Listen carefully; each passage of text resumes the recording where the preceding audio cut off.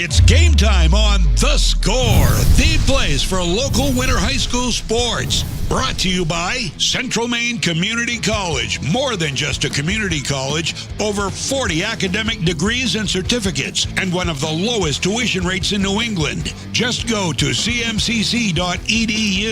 Your future starts now.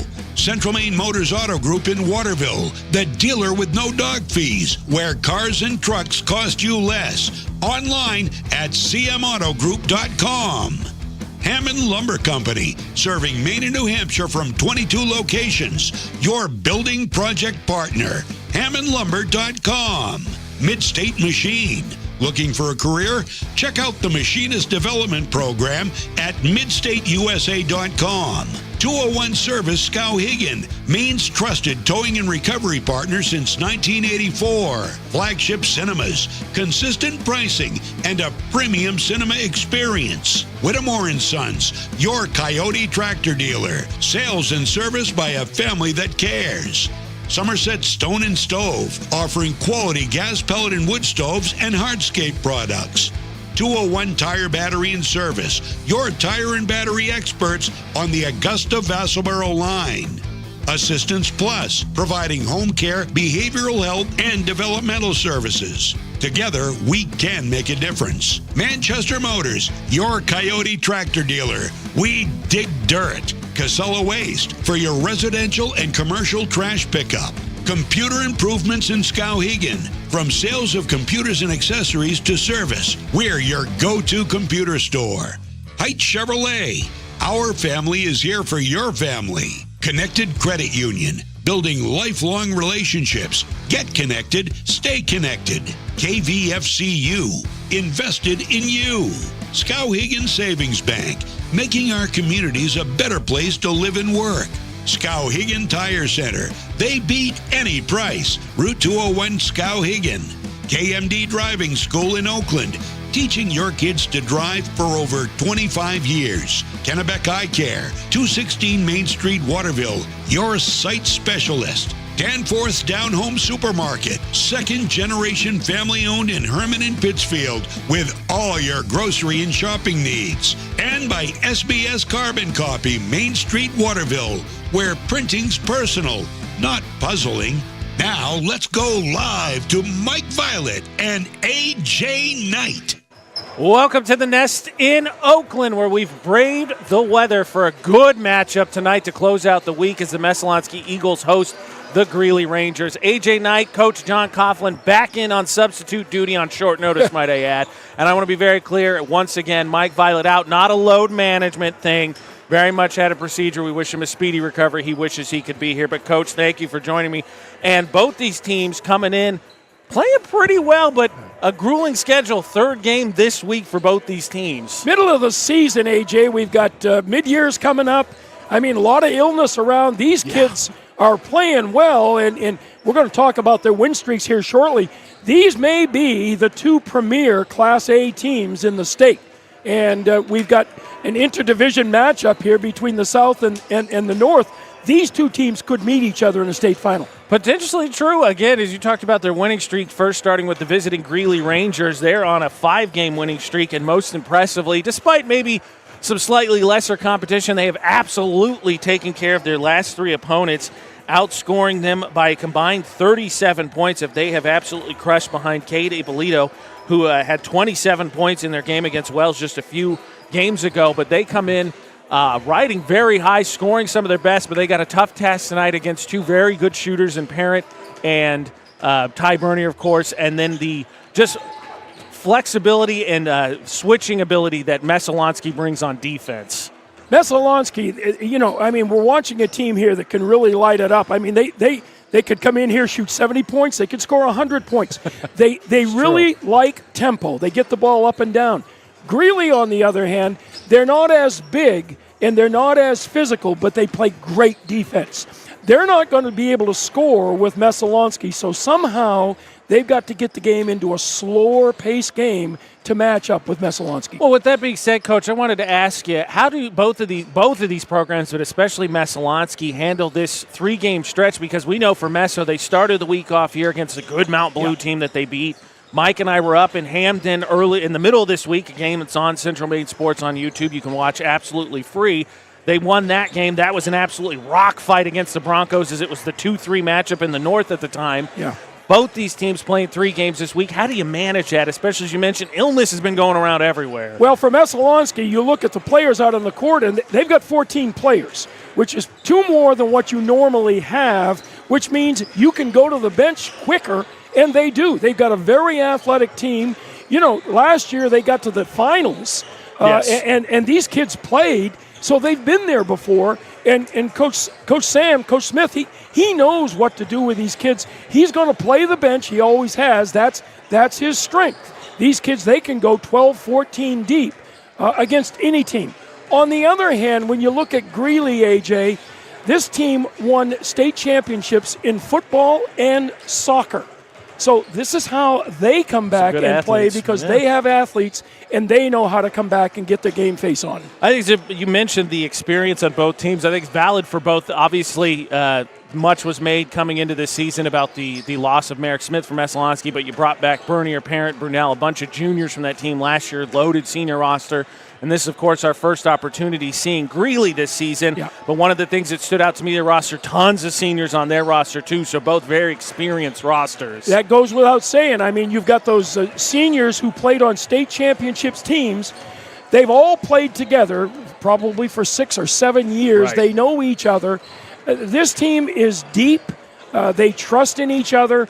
And, you know, Greely may be the best basketball program in the state. They've won 70% of their games throughout their history. That's pretty darn good. 7 state championships going along in the boys' venue. They know what to do. Well, I don't think you can overstate, as you said. Brewer might have something to say, and Class A North this year is a gauntlet, but Brewer might have something to say, give them their due credit. But potentially, I mean, with where these two teams are, again, coming in, Greely 7-3, Messalonskee's 9-2, impeccable records. Both teams on winning streaks, potentially a state championship matchup. One of the things I'll be curious about, as you mentioned, we'll see how both coaches maybe manage their bench in a short week with both teams just playing a couple days ago. I know for Messalonskee, one of the things we're going to have to watch, Parker Reynolds, their center, both games this week has gotten into foul trouble. He was able to mitigate it okay against Mount Blue. We saw him not mitigate it against Hamden Academy. Eventually ended up fouling out. Ty Bernier just happened to be special that game, and defensively they locked down against Hamden to get out of the win. But I think for both of these teams, talk about bench use to save some minutes, but you don't want to be your hand forced with some of your starters being in foul trouble. Well, Parker Reynolds likes to play physical. Yes. And it comes down to, are the officials going to call this close, or are they going to let him play? Yeah. And you know, that can dictate a game if he gets into foul trouble, just as you said, AJ. Especially his post presence. I know they have one of the Michael Acorn, the brother, who can come in and play some meaningful minutes. But again, Messalonskee, I think defensively and offensively works when their starters out there, because they're not overly tall, but they've got a lot of athleticism in their starting 5. They got some good length, and they want to be able to switch everything. The big thing for Messalonskee, of course, he was back for the Hamden game, coming back in the new year after suffering a football injury. Coach Smith gets Drake Brunel, number 3 for the Eagles, back, who is probably the best defender. I think Coach Smith, I don't want to put words in his mouth, said one of the better defenders in the state, which is so huge because of one of the reasons they were able to get that win at Hamden earlier this week is because of the defensive job he did against Aiden Kochendorfer, who had a really good first half and a really quiet second half. That's a great point. One other thing I do want to mention here, looking at their history and their record books, these teams are on win streaks, as we both well know. Right. But before those win streaks, Greely got pounded. And Messalonskee lost, 3 games in a row? They've lost 2, Brewer and Camden Hills. But you look at the Camden Hills, and they got blown out by 20. Yep. Both of these teams went off losing streaks. Something happened, AJ. These teams have come together to come off those losing streaks and play well. So credit the coaches, credit the teams, quality teams. These teams are tournament bound. We couldn't do high school sports, especially what we do here on The Score, without Central Maine Community College. More than just a community college, over 40 academic degrees and certificates. Just visit cmcc.edu, the lowest tuition rates in New England, and your future starts here. And, of course, big thanks as well to KMD Driving School in Oakland, teaching your kids to drive for over 25 years, hopefully to manage the type of weather we're dealing with this evening. Also wouldn't hurt if you took a visit to Kennebec Eye Care, 216 Main Street in Waterville, your sight specialist. Both these teams come in on winning streaks, both these teams with impeccable records, as Coach said. One of them is going to have that streak snap tonight as they're handed another loss. 9-2 Messalonskee hosts 7-3 Greely. Boys basketball action to end the week. We will come back with starting lineups and get ready for the tip-off between the Rangers and the Eagles when we return. You are listening and watching high school basketball on The Score. For us, it's a family business that is steeped in tradition. You know, our relationship with Waterville goes back a long ways. Over the years, we've been fortunate enough to grow, and we've been able to grow with the town. We look at the work that we do as something bigger than just the sale of a car or the servicing of an automobile. We're here to be a part of something bigger than just ourselves by giving back to the community with our time and our energy, because it's all about taking care of people. At Central Maine Community College, your future is our priority. I'm going to be a preschool teacher. An HVAC technician. Pediatric nurse. Whether your college journey is starting here, I'm going to be an architect. Physical therapist. I'm going to be a lawyer. or we're a stop along the way. I'm going to be a doctor. A machinist. Honestly, not 100% sure yet. With over 40 programs, I'm going to be a graphic designer. An athletic trainer. there is something for everyone. CMCC. Your future starts here. It's that moment when everything comes to a halt. Mom, is everything okay? It's okay. We can call for some help. And what you need most is someone you can trust. 201 Service, this is Brandon speaking. How can I help you? Hi, yeah, my car just broke down. I think I need some help. At 201 Service, we know it's more than just about fixing what's broken. It's about being there when it matters most. Not to worry, ma'am. We have your location, and help is already on its way. Don't worry, honey. Help's on the way. Okay, Mom. Wherever you are, whatever the time, you can count on us to be there. Because in those uncertain moments, knowing you're not alone makes all the difference. 201 Service, Maine's trusted towing and recovery partner since 1984. At Midstate Machine in Winslow, Maine, we manufacture complex components and large-scale turbines that power industries across aerospace, defense, and energy. We're hiring CNC machinists. And whether you're experienced or just starting out, we offer on-the-job training to help you build a rewarding career. Join our Safety First team, where your ideas are valued, and enjoy competitive pay with 2 weeks of paid time off starting on day one. Apply today at midstateusa.com, where your career powers the future. When you're ready to tackle your next building project, no matter how big or small, depend on Hammond Lumber Company for the products and services you need. The knowledgeable staff at Hammond Lumber will be with you every step of the way and keep your project on schedule. From free estimating and project planning to design and drafting services, an extensive product inventory with a wide variety of brands to choose from, and of course, Hammond delivers from any of the locations across Maine and New Hampshire. Hammond Lumber Company, your building project partner. Oh, please start. You wouldn't allow your car to bypass its maintenance, would you? Hey, Jen, would you look this up on your computer? Oh, wish I could. This office computer is so slow. How about your computer maintenance? Trust the pros at Computer Improvements. They can come on site or stop by, handling general maintenance, antivirus protection, hardware upgrades. And Computer Improvements can set you up with solid-state hardware memory, giving your operating system wicked fast response time due to less moving parts. So your day isn't like this. Contact Computer Improvements to schedule your service today. Computer Improvements, downtown Skowhegan. Whether you're looking to buy, build, or refinance your home, at Skowhegan Savings, we make buying your home a personalized experience. Our team of local community bankers are available on your time to help you every step of the way, from pre-qualification to closing your loan. We have a variety of mortgage terms to fit your needs and a bi-weekly payment option that can save you time and money off your loan. We also won't sell your loan, so your loan stays local with us. Contact one of our community bankers or apply online at skowhegan.com to start your home buying journey today. It's like this every winter. When the temperature drops below 45, my palms sweat and I get really anxious. It's not your fault. You're suffering from seasonal winter driving disorder. 3 and 4 drivers suffer from SWUDs because they have all-season tires. They aren't designed for wintry weather. Luckily, there's a remedy. Take 4, call me in the morning. Visit NokianTires.com/remedy for the cure. Is this a prescription for tires? 201 Tire Battery and Service, Riverside Drive, Vassalboro. Whittemore & Sons, your Coyote tractor dealer. Dependable sales and service for over 50 years. We are located on the Waterville Road in Skowhegan. Sales and service by a family who cares. AJ Knight, Coach Coughlin here with you in Oakland to close out the week with a big-time high school boys basketball matchup. Messalonskee hosting Greely. Big thanks to Alan on our scoreboard. And then we've got Ashley on the camera. Starting lineups first, starting with the visitors. Andrew Padgett for the Greely Rangers, a senior. Owen Partridge, a senior. Ethan Mischut, a senior. Lucas Amino, a senior. And Cade Ippolito, a senior. You think they played basketball and football and soccer with each other for a few years? I think so. And again, Ippolito specifically the one to watch. He has been putting up a lot of points here on this win streak they were talking about in the pregame. For the Messalonskee Eagles, Sean Acorn, a 5'10 sophomore guard. Ty Bernier, the senior 6'1 guard. Ryan Parent, the senior 6'1 guard. Drake Brunel, the senior 6'2 guard. And then Parker Reynolds, the senior 6'5 forward.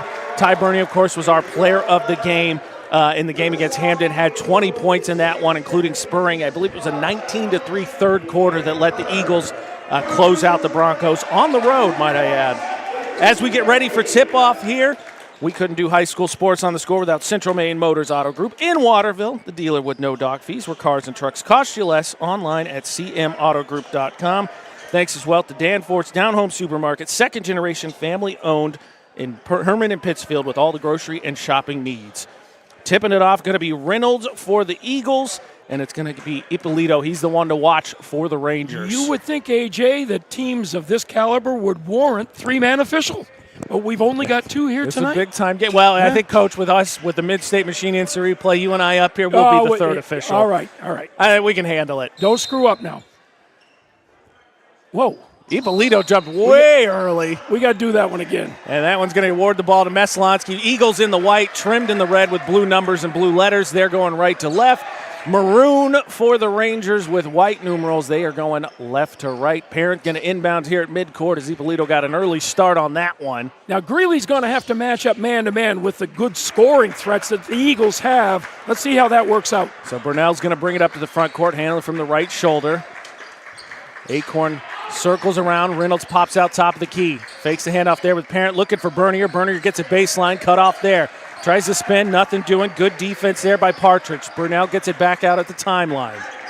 Screen here from Bernier. He's got it at the top. Crossover, gets into the paint. Fakes, nice turnaround, had it. Took too long and swatted. Oh, my goodness. They're going to call a foul on this. We'll see if it was on the body. Looked like a clean block on the Mid-State Machine Instant Replay. Yeah, he went up, and because he comes down emphatically with a hand, the official sees that, thinks there's contact. I don't think there was. So they called it on Semino. So that was down low bump. Block, good. Contact on the body. Either way, Brunell's going to go to the line here. First one rolls over the front rim and in. Though, Coach, I think we did see the effect Ippolito has as a rim protector because Brunell was hesitant to initially pull that despite having it. And he's going to be more hesitant now. Yeah. He makes that one. So first 2 points come from the free throw line. Press here from the Eagles. Thought they'd do this. They want to get into an up-tempo game, and this is the way to do it. Mischut comes in. He's been their second leading scorer during this winning streak. Handles the ball here. Brunell picks him up half court. Bounce pass over to Padgett. Now Semino's going to swing it. That Brunell gets a piece of that. Can't keep it inbounds. Knocks it out. But we're seeing Messalonskee aggressive defensively early. Yeah, they're man-to-man, and they are very aggressive, and they're very quick defensively. So Partridge going to put it in here for the Rangers. Comes out to Mischut at the timeline. He's guarded by Brunell there. Backs off. Over on the shoulder. Driving there's Partridge. Partridge looking for a cutter. Nothing doing there. Semino swings it around now. Back to Mischut on left shoulder. Down low baseline. Tough shot there. High off the glass. Put in by Ippolito. Nice job sealing as he puts it in for two. And Ippolito really can jump. He can go up and over the big kids. So 2-2 here. Driving there's Brunell, probes the defense. Reynolds gets the top of the key, drives in the paint, splits the defense, and just loses that one, throws it up in the air. Turnover for the Eagles. Definitely a force. Had the lane, but threw it away. That one down into the corner, drop it down into Semino. He's going to kick it out Ippolito got it at the timeline. He's going to hand it off there to Michoud, and they'll start over again. They're very patient. This game, they want to be in the 50s. That plays to their strength. Partridge heads there, gets a pick, drives in the paint, kicks it in the corner, runs over Drake Brunell, player control foul. So offensive turnover for Messalonskee, offensive turnover here for the Rangers. Drake Brunell, nice job there. He was kind of floating, able to turn around Mid-State Machine. That looks good. Yeah. Set feet to me. He saw hoop eyes on the drive, and he had to just get in front and draw that charge. 2-2, 6:24 here to go in the first. Both teams have an offensive turnover now. Brunell's going to bring it up, calls for Parent, sets the screen. Rolls quickly away. On the shoulder, Reynolds got one to his left. Gets to the free throw line. He's going to get bumped there. And I believe, Coach, if this is on Cimino, that's two quick ones. Yeah, he got his head and shoulders by, and definitely a block call. And substitute coming in. So quickly, Coach Seaver having to go to the bench. You and I talked about the position that would put him in if one of the starters is in foul trouble. They don't lose much with Raftis in the ballgame. So Raftis checks in for Cimino, picks up a second quick foul, inbounds into Bernier just in front of half court. He's guarded there by Partridge, tries to bump into him, and they say a carry, so another turnover here for the Eagles. Wow, now, and delay a game. Warning will be called on the Messalonskee player for grabbing the ball as it came through the net. So just a warning. Just a warning. Yep. So press extended here. Now Reynolds going to show on Ippolito. Initially, they didn't guard the ball header. Now he backs off. So ball handler's free, but press here from the Eagles. Yeah, he's going to help face guard. Easily into Partridge. Messo quickly kind of drops out of it. Michoud comes to collect it before half court. Bounce past Partridge. Michoud's going to get it back top of the key. Backs off. Brunell guarding him. Looking for cutters. There's Patrice. Drops off. Ippolito gets the roll. Lowers the shoulder. Creates space and puts it in. May have gotten away with one there. Great move inside, but he tucked his head. Could have had a charge call there. Reynolds looked a little bit confused by it for sure. He didn't want to jump with him. No, 4-2. Reynolds, Brunell gets the screen, gets in the paint, kicks corner. Acorn open, doesn't take it. Drives baseline. Tough play there. He draws the foul. That's a gutsy move right there. Had the three, but Sean Acorn wanted to take the ball to the rack, and he got hit. Yeah, he drove into the land of the Giants. Oh, didn't he? Foul goes against Raftis so quickly. Cimino picked up two. Raftis comes in for him, grabs another one as Acorn goes to the line. I think Ippolito can pick quarters off the top of the backboard. That kid can really jump. He's got good length. Acorn misses the first one. 4-2. Rangers on top. Acorn a second free throw here coming. 4 quick fouls on the Rangers. None for the Eagles here. 5.5 to go in the first. Acorn misses the pair. Rangers trying to quickly get down. Raftis wide open in the corner. Takes the three, leaves it short. Ippolito offensive rebound. Blocked by Reynolds. Star that one.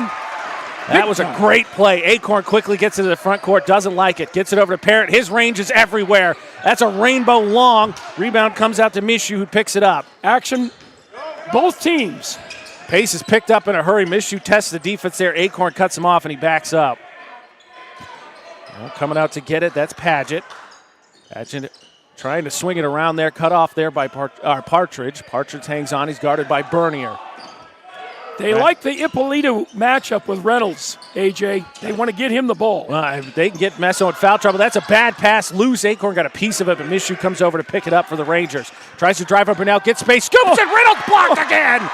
Bernier saves it. Couldn't quite save it inbounds, but give Reynolds 2 quick blocks as he is absolutely erased.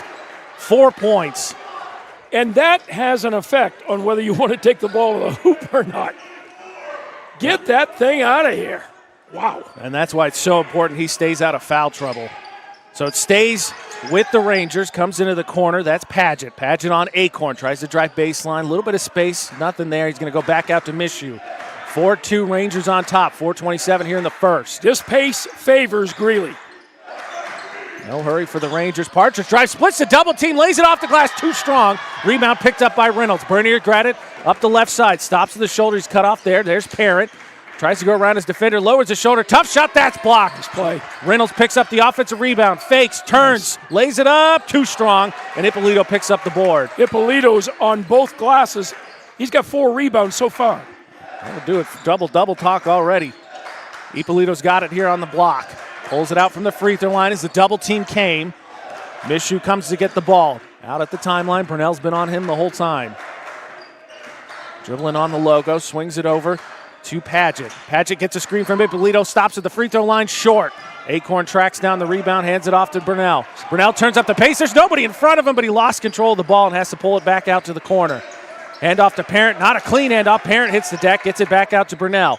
Acorn, right shoulder. Back over to Burnell, gets the play call from Coach Smith. AJ, 3 games in a week is showing up right now. Both these teams, and again, Mess has played 2 toughies. Burnell gets a screen here from Bernier, gets some space, stops at the free throw line. Acorn had the shoulder 3, doesn't take it. Lowers his shoulder, gets into the paint, back out to Burnell at the timeline. Burnell's going to get a screen here from Parent. Takes it, going to his left, free throw line, stops, paint, jumper, no, strong. Rebound grabbed by Raftease, excuse me. I don't know what I'm calling Patrice. Raftease swings it over to Paget on the corner. Tries to go baseline. Nice little fake. Drops it off. Ippolito's got the jumper, fakes. Nice. Gets Reynolds in the air. Baseline pump again. Too strong. 2 great pumps, and he missed everything. And you know, he doesn't have to hurry his shot because the elevation is so tremendous. I believe, as Mike Violet would say, that's why the glass is up there. Wow. That one taken away as Bernier got shoved off. Partridge lowers the shoulder, runs over Bernier. Oh, my goodness. Ooh, blocking foul call. Take a look at the Mid-State Machine instant replay here. Well, he called it a charge, AJ. Okay, sorry. I thought he said block. I think that's the right call. No, he called it a charge, and I think you might be the only one in the house that agrees with him. But let's see. It's close. Bernier's there. You know, and in the old way of thinking, if he's still moving backwards, that's no more. If he's moving backwards, that's okay. I think you're right, AJ. I think he was there. I do too. Importantly, Raftease now picks up his second foul. Burnell handles it here. Gets the screen from Parrott. Gets the free throw line, hands off to Arbor. He'll take the 3, in and out. Ippolito picks up another board quickly up into the front court. At the left shoulder, crossover there. Gets rid of it. Baseline drive here by Mishu.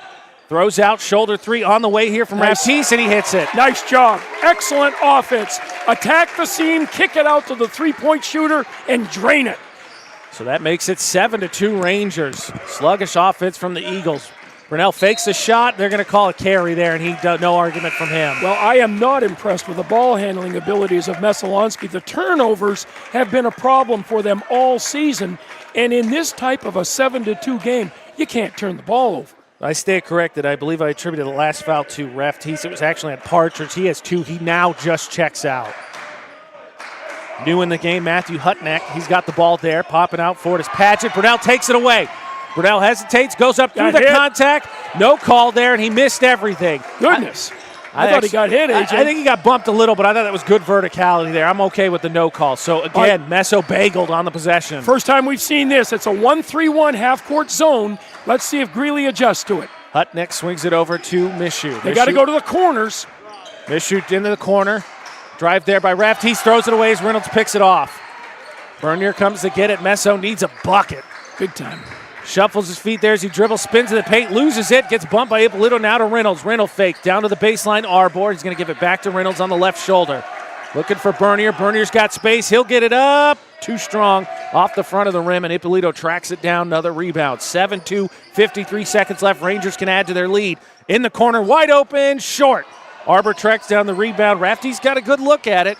Arbor quickly gets across half court. Over to Reynolds. Reynolds waits for the call from Coach Smith. Crossover there against Ippolito. Picks up his dribble. Arbor wide open under the hoop. Banks it in. Nice pass inside. That was a great look there to find Arbor all by himself. Yeah, Arbor made a nice strong cut. 7-5. That one comes over to Hutneck. Now back to Mishu. They play it with timeline. Over the corner. Fake. Drive. Nice. Tough off the glass. Too short. Ippolito, though, cleans it up. He wants the and one, but that was a heck of a putback. You better get some body on that kid, or he's going to have a big-time game here tonight. He is cleaning up on the glass already. Arbor gets Jimmy. Burnell spins through the contact, and they're going to say a travel. Timeout? No, he called a travel. I think it's right call. Burnell took the bump. Okay, so turnover again on the Eagles. So clock stops, 2.2 seconds left, 9-4 Greely. Quickly in. This one, Axel gets up to the three-pointer. Woo-hoo, off the glass. He got up to half court, got a good look, but didn't put it in. But after one, it's a sluggish start for the Eagles. 9-4, Greely on top, though some foul trouble. We will be back with the second quarter You're listening and watching high school basketball on The Score. Over 30 years ago, Paul and John A. Bowen set out on a mission to help aging Mainers stay in their own homes. Assistance Plus grew from their passion, dedication, and integrity where clients come first. Today, Assistance Plus serves not only the elderly, but clients with developmental and behavioral health challenges. Assistance Plus is here for you today and through all points of your life. Agent at Coach Coughlin here with you. Time for the first quarter breakdown on Central Maine Sports, brought to you by 201 Service in Skowhegan. Maine's trusted towing and recovery partner since 1984. In the first quarter, Coach? Well, Ippolito is the player of the first period. He's got 6 points, but his presence, AJ, at both ends, offensively, you better put some body on him because he's going to get second and third cracks at the board. Defensively, he has stymied Parker Reynolds inside. Ippolito and Reynolds is the key matchup, and right now Reynolds can't get going. That's the 201 Service in Skowhegan quarter breakdown. First quarter breakdown, Maine's trusted towing and recovery partner since 1984. 9-4, no points for Bernier. Only one field goal for the Eagles because Brunel hit the first two on the free throw. I thought they'd eventually go to a zone because Greely does not shoot well from the perimeter. And this 1-3-1 zone with Reynolds in the middle is a good zone. So we'll see here with the Rangers, both Semino and Partridge check back in. They had to sit in the first with 2 fouls. Handling the ball now is Paget. Paget gives it over to Mishu. Paget gets it back in the left corner at the free throw line. Ippolito's, they pass it around. Mishu gets it back at the top of the key. Partridge has it right shoulder. Semino down to the paint, lowers his shoulder up over Arbor. Didn't get much of it. Nobody boxes out. Blocked again by Reynolds. He's already got 3. Arbor quickly at front court, kicks his Bernier, shot fake. Nice recovery there, tries to get it to Arbor, has to regather, and now he's able to pull out and settle down the offense. They need a leader to settle down this offense. Yeah, that's got to be Ty Bernier. I think Brunel gets the ball back, moves over the right side, sets up the play. 9-4 Greely on top after 1. 40 seconds gone here in the second. Reynolds drives against Semino. Top, off the glass. Nice little kiss and puts it in. Parker Reynolds, his first 2 points of the game. First time he's got the ball with an open look. That is a big 2 points there. 9-6 Greely on top. Brunel really hassling Mishu. Now he's going to hand it off to Paget. 1-3-1 zone, as Coach said. Paget comes back to the right shoulder. Semino's got some space. Goes up against Reynolds. Blocked again! Are you kidding? I think they're going to call a foul. Let's see who they actually put it on. They're calling on Ippolito. Oh, excuse me, they're calling on Parker. Let's take a quick look here because it's going to be 2 shots here on Reynolds. Yeah, they call it on Reynolds, but I'll tell you, that's all ball. Bad call. That's all ball. So Semino goes to the line. That should have been Reynolds' fourth, but as it stands, 9-6 with Semino at the line, a chance to add to the Rangers' lead. That one up off the glass, too strong, in and out. I think Greely has worked against this 1-3-1. They've seen it on tape, and they knew it was coming, and they're attacking it well. Second shot from Semino, off the butt of the rim, no good. Arbor rebound, so no harm, no foul for the Eagles. 9-6 Greely lead. Drake Brunel handles it over to Reynolds at the top. He's got Semino on him, dribbles over his left, hand off there to Bernier. Partridge gets a hand on it, but Bernier regathers, dribbles to his right. Over to Arbor, coming off the weave, stops, free throw line jumper, too strong. Arbor tracks down the offensive board, saves it from going out of bounds. Bernier's got an unsettled situation. Reynolds fakes the 3, kicks it over Arbor, right corner 3, too strong. Off the back of the rim, Brunel had a chance, tie up there with Ippolito. Both go down, Partridge comes away with it. And they're going to get Bernier on a bump.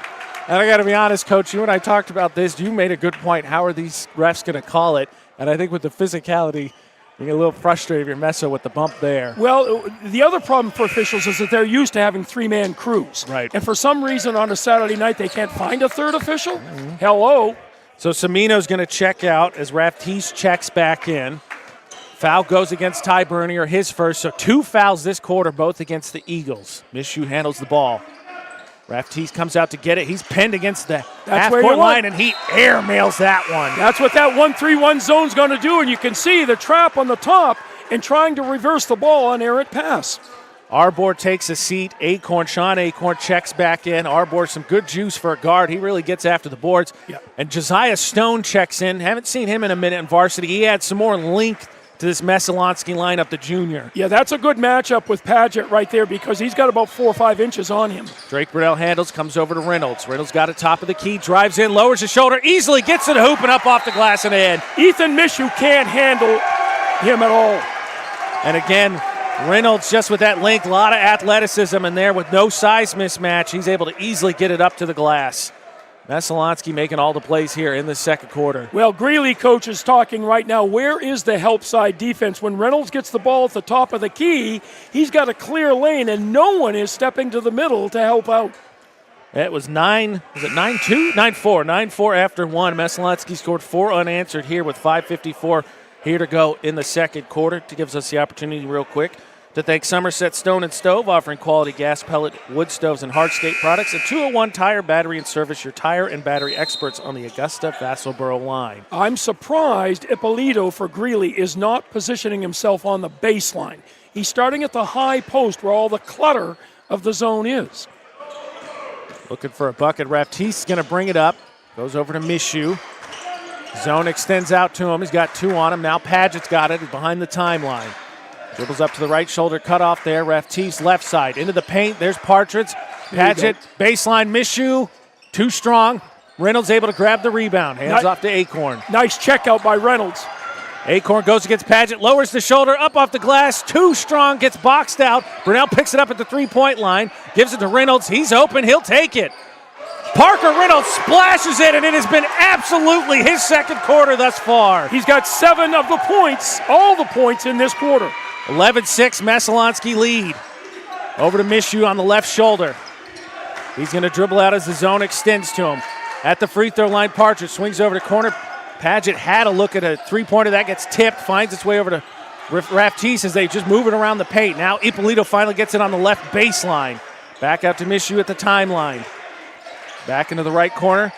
That one's knocked away. Partridge picks it up, kicks it out to the shoulder. Raptiste in the corner had it, didn't want it. Pass to nobody, ends up finally in the hands of Paget. Raptiste back in the left corner. He's going to dribble out from there, come to Mishu back at half court. This zone is really bothering Greely. Partridge has it, dribbles there, and doesn't look like he wants to shoot. Raptiste 3, nothing. Missed everything, and Reynolds picks up the board. They are not a great shooting team. Saw that on full display there. Brunell drives against Raptiste, dribbles it off his foot, and I think they're going to get a bump here, I believe, against Raptiste. Yeah, it's on the drive, won't be a shot. That's a break there for Brunell because I think he lost control of that ball. Yes, he did. It's funny how a change in defense can open up your offense, and that's exactly what's happening here with Messalonskee. Brunell to put it in on the baseline. Gets it into Bernier over on the left corner. Bernier drives, stops, gets his man in the air. Tough shot blocked, and they're going to get a foul. Paget got way up in the air and got a piece of that, but I think they're going to get, Partridge on the body. I think you're right. And that's his third. That's a big, big foul. Not sure about that one. And Owen is talking to Mr. Official, and I think they're going to agree to disagree. That sends Bernier to the line, and he absolutely airmails that one. That is a complete shocker. He is one of the best shooters in the state. Told Coach Smith, I just needed one. I need one. He rubbing that thigh, and I think he's coming out. It's worth noting in in the game against Hampton, he was our player of the game. He was under the weather. He swishes that one, and, yeah, he's going to come out. He needs a second. You were right, Coach. Good call. Yeah, he's got a thigh problem, and I think the trainer is eyeing that, and he's going right to the trainer. That Charlie horse, maybe. Yeah. 12-9. It is a 8-0 run here for the Eagles. I think he took a knee in the thigh on that drive. Right. Baseline. Gets it up. That one from Paget. Too strong. Reynolds snags another board. Reynolds has been dominant here in the second quarter. There's Stone. Corner to Acorn. Acorn doesn't like it, then takes it and knocks it down. That's it. That is a big three, especially normally when you see him hesitate, that one's not going to go down, and it's all things Messalonskee here in this second quarter. And Greely, carry. Get a turnover here on a carry by Mishu. The Rangers are all out of sorts. I've seen more carries in this game than I have all season. 15-9, Messo on top. They are now on an 11-0 run. 3:37 here to go in the second quarter. Brunell handles the ball. Reynolds gets it at the three-point line. Spin move at the free throw, cut off there. Acorn left shoulder travels. stops in the paint there. Brunell drives paint over to Acorn, wide pass. He'll take the jumper anyway, gets it to roll. Well, he's come in off the bench and done a great job. He started, Arbor came in, gave him some good minutes, and now Acorn, a sophomore, you're going to see here, has to regather. Nobody on him, and he's able to put that jump shot in. And we get another timeout here from the Greely Rangers. We'll take a quick one, too. 17-9, 3:37 here to go. Messalonskee on top in the first half. We will be back in 30 seconds. You're watching and listening to high school basketball on The Score. Manchester Motors is your official Coyote tractor dealer. If you work the land, you just got to be a jack-of-all-trades type. There's just too much to do. So if you got to be a welder, or a farmer, or a ditch digger, that's just who you are that day. Then tomorrow, you can be somebody else. Find your Coyote tractor at Manchester Motors, 1031 Western Avenue, Manchester. From the moment you check in at Kennebec Eye Care, you'll be greeted with a smile. From there, you'll be given a comprehensive and thorough eye exam from Dr. Peter Parody, Dr. Leslie Sobeck, or Dr. Kaylee Brown. Once your examination is completed, they'll go over what steps need to be taken to improve your eyesight needs with glasses or contacts. If you're a current patient or looking to become a new patient, then see the eye specialists at Kennebec Eye Care. Kennebec Eye Care, your sight specialists since 1955. Coach Seaver burned another timeout as his Rangers looking for some kind of answer. It is a 13-0 run here for the Eagles. Rangers with the ball. Mishu's got it right timeline. This zone has bothered him. In the corner, hesitation there. Double team comes, but they get it back out to Mishu. They're trapping in all four corners out of it, and that's causing some problems. Mishu gets it right timeline. He's at the right shoulder. Over to the corner again. That's Axelson, who just checked in. He tries to go baseline. Messalonskee got a piece of it, so it'll stay with the Rangers. And this... Uh-oh. Got a discussion here between Coach Seaver and the ref. Yeah, and this never ends up good when officials come over and talk to a coach. It's embarrassing, and he's telling him to sit down. That coach really was just talking to his players, and he's giving him an official warning, and we're on to play. But, this defense, AJ, right now, they better put a body on Ippolito right here, or he's going to get two. Into Paget. Paget swings it out to Mishu as they move it around the perimeter, looking for the corner. Instead, it comes back Mishu. Had the shot, decides to go back the other way. Axelson gets it, left corner three, open, he puts it in. Did they need that or what? That is a big thing. They just need somebody who I think was willing to shoot. 13-0 run. Now answered by Axelson. Nice shot there by Axelson to break the run. 17-12. Messo on top. Reynolds got it here at the top of the three-point line. Gives it to Parent. Gets a screen there. Goes between his legs. He'll take the three. Rainbow. Too strong. And that ends up in the awning. That's a bit of a force right there. You think you'd want to run a little bit more offense. Yeah, I think for Parent, again, he's got a very deep range, but I think you'd like to see him more in rhythm than anything. If he's catch and shoot, maybe. Yeah. So ball goes back to the Rangers. Ippolito back at the free throw line, kicks it out to Mishu at the shoulder. They move it around the top. There's Axel in the corner, drives baseline, tries to go to Ippolito, who had to gather it there. Nice Spin pass. around, backdoor cut to Mishu, reverses up off the glass.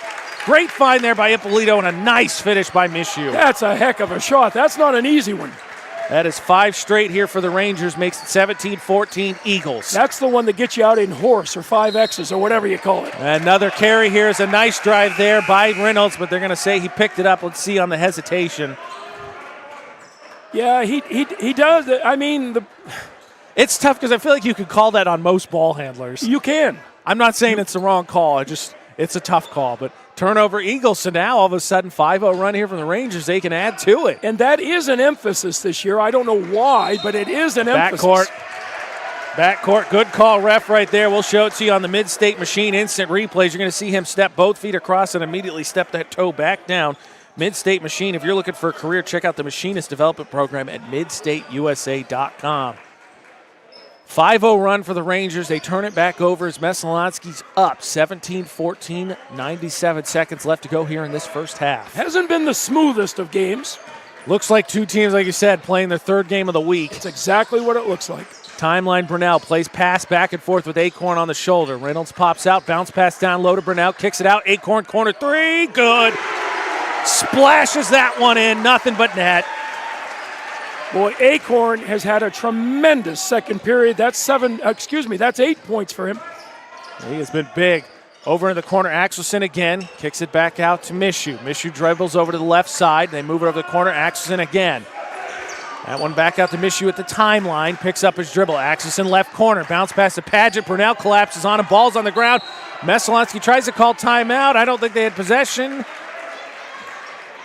Nope, but the jump ball's going to go Eagles' way. Coach Smith's going to burn the timeout anyway. You know, the beauty of this zone that we're watching here right now is that, you know, the baseline, which is Sean Acorn, he's getting sideline to sideline. A lot of times you don't see the back man in that zone get to the sidelines, but he is, and he's effectively closing down both corners. That's what's making it effective. Yeah, that helps because, again, Greely's been hesitant to shoot those corner shots, though they've had a few of them, and it's also a big deal because as he moves sideline to sideline, he's basically the third man because, of course, they're dropping the second guy down on Ippolito with Reynolds. It takes him so long to reverse the ball that he has time to go from one corner to the other, and it makes it almost seem like there's 6 defenders.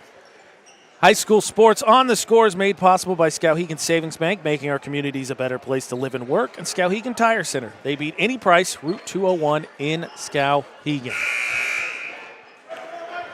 But again, I mean, this is the kind of games, and I hate to stereotype it, but Southern A plays the 40 and 50-point games. Right. They very rarely it's all defensive oriented, and we're seeing that tonight from Greely.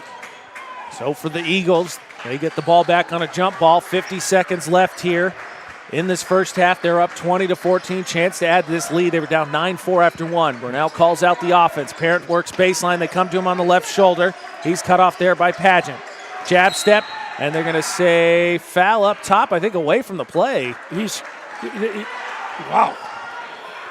That's going to go against Mishu. I think they got a grab or against Bernier away from the ball. Yeah, there's a lot of touch fouls being called in this. And I'm with you. Coach Seaver letting the refs hear it, too. I think it's a little bit inconsistent with how physical the game's been played. I think we have one official that may not have been in this big a game.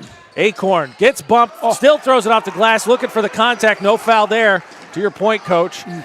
So that one a no call. Greely a chance to cut in the deficit before half. 22 seconds left. They're down 6. Messalonskee's defensive transition is saving them. They get back on D quick. Paget plays catch with Mishu. Mishu on the left part of the timeline. Backs off near half court. Dribbles over to the right side. Now he's going to dribble over to the left side. 7 seconds left. 5 seconds. Didn't advance the ball. Turnover. Easy call. That's right.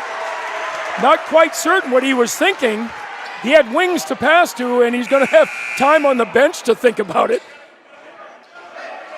And so subbing in for the Rangers, that's Matthew Hutnick. Taking a seat is Rocky Axelson. He's the one that initially broke the Eagles' run. Clock awareness here now. 5 seconds. Cross half court. Brunel right side gets a screen. 2 seconds. Gets it to paint. Stop. Fakes. Has to go up with it. Too strong. Got a good look at it. But nice recovery there defensively. Challenged the shot.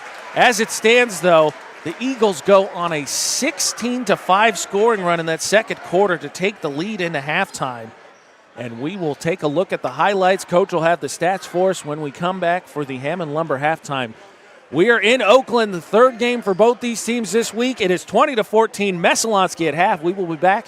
You are listening and watching high school basketball on the Score. At Danforth's Down Home Supermarket, they're proud to be a second-generation family-owned grocery store with locations in Hermit and Pittsfield. They focus on providing fresh produce, high-quality meats, delicious bakery items, and a well-stocked deli. Danforth's Down Home Supermarket cuts and grinds fresh meat daily, and they offer Maine lobsters year-round. They also bake fresh bread, pastries, and other sweet treats every single morning. For added convenience, online shopping is available at their Hermit location with contactless curbside pickup ready in as little as 2 hours. Come discover Danforth's Down Home Supermarket.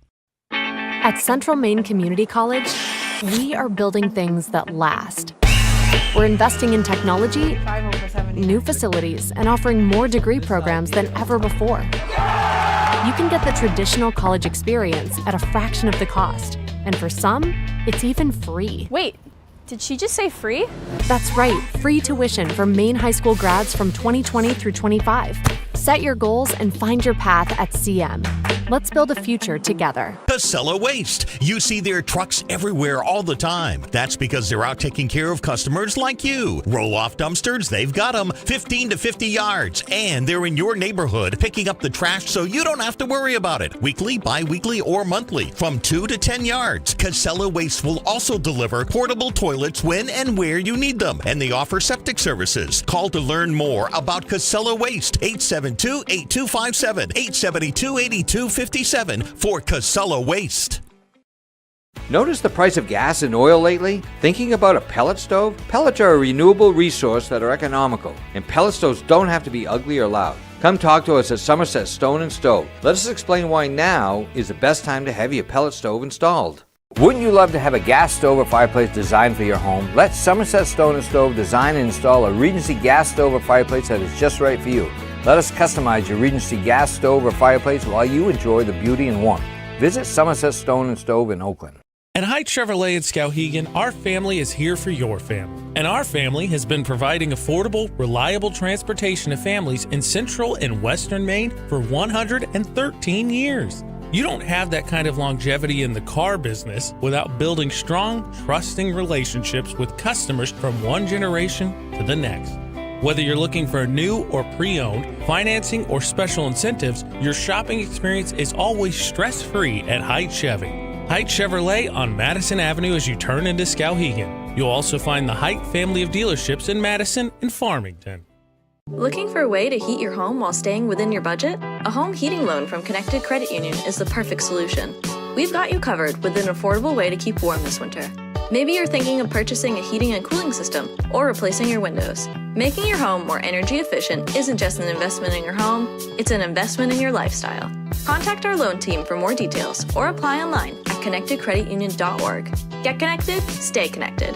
Federally insured by the NCUA, Equal Housing Lender. Membership eligibility required. AJ Knight, Coach Coughlin here with you in Oakland. 20-14 halftime lead for Messalonskee, and it is time for our second quarter breakdown brought to you by 201 Service in Skowhegan, Maine's trusted towing and recovery partner since 1984. In that second quarter, it is all Eagles. They came in trailing 9-4. They go on, what was it, a 13-0 run? 13-0, yep. A 13-0 run to get the lead, finally broken by Axelson. Started with Parker Reynolds, and then sophomore Sean Acorn throwing in a couple points. Coach will get us the stats, but it was pretty much all Eagles that second quarter. That's how they go from a 9-4 first quarter trailing to a 20-14 halftime lead. Your second quarter breakdown brought to you by 201 Service in Skowhegan. Coach, what do we got for stats? Well, you gotta credit Messalonskee coach Sam Smith for changing the defense in that second period. When he went to the 1-3-1 zone, it changed the game. One, Ippolito had a great first period. He had 6 inside points. And then in the zone, they moved him to the high post, away from the basket, where he can't get second and third cracks at the basket. So the change in defense is really what that first half was all about, and it favored Messalonskee.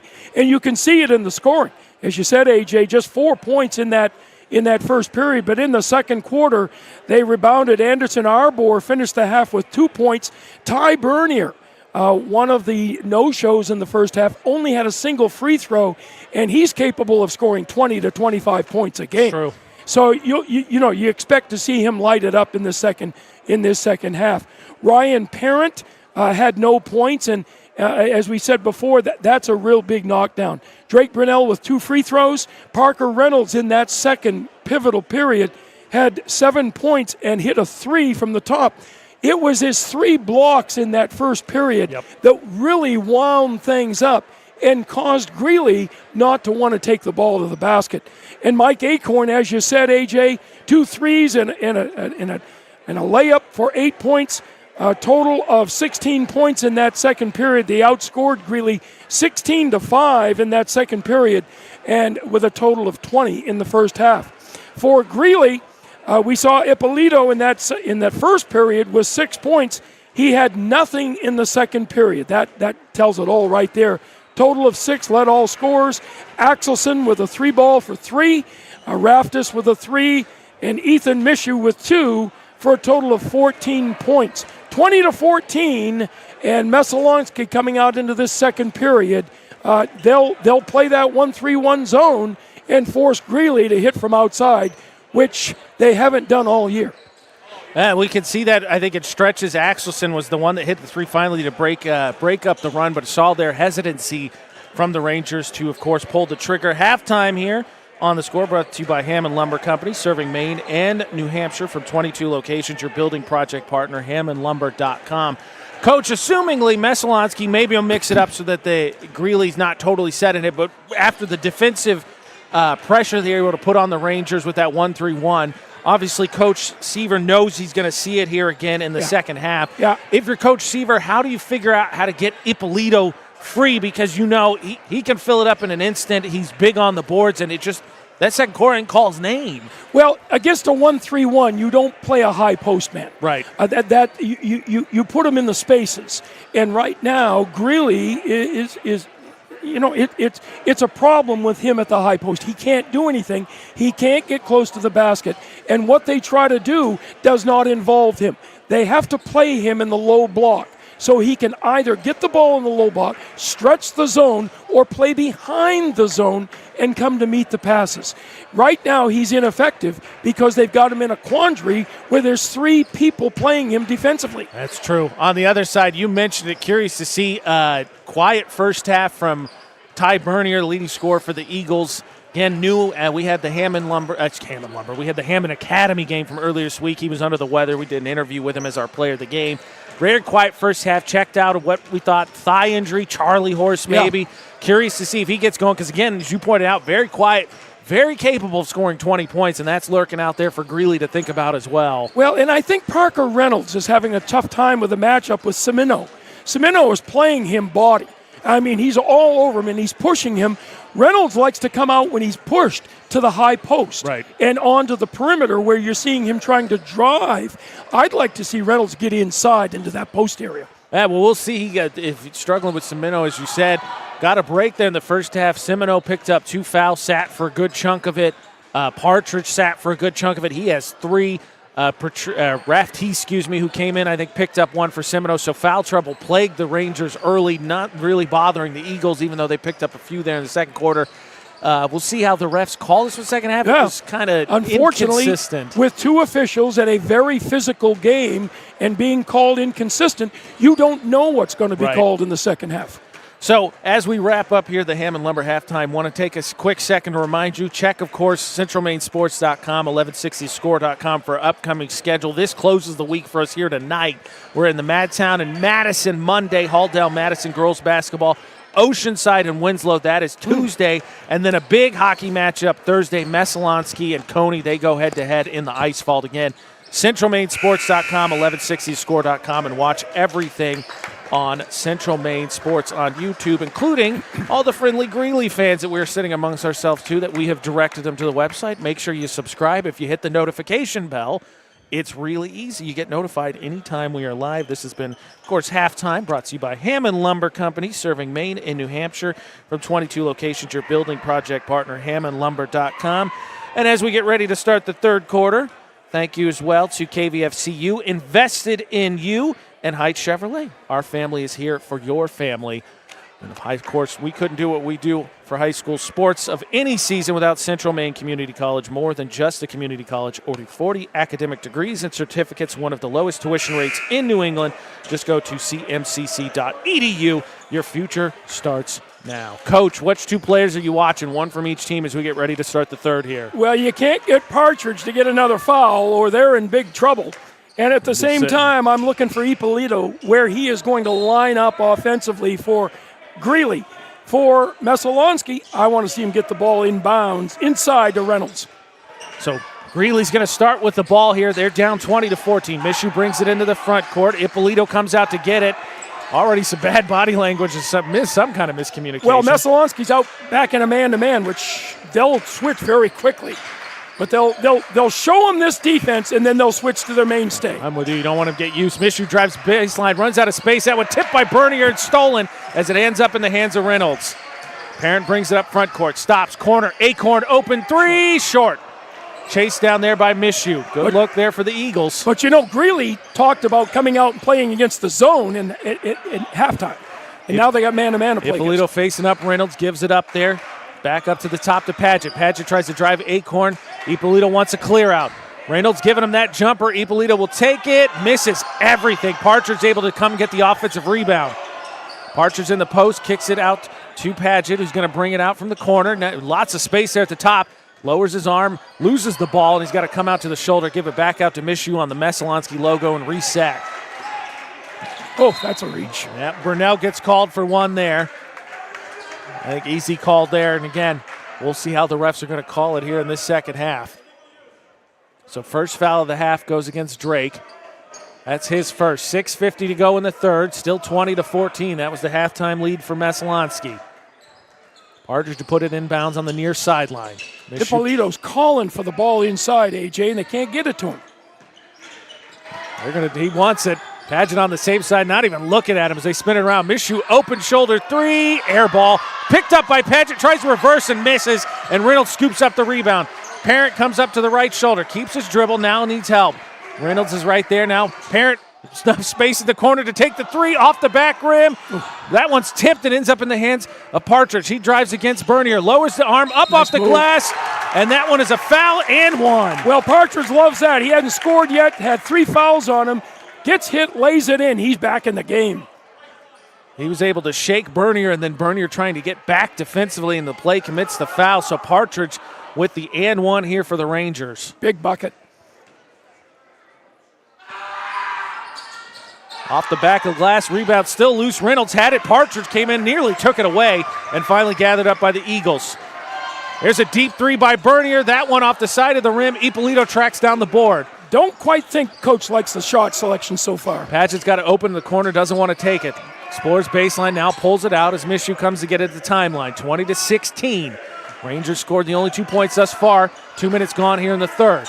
Partridge right shoulder. Popping out Semino. Now back to Mishu left shoulder. Looking for Ippolito down low. Can't get it there. Padgett's open. Top of the key. Takes it and rattles it in.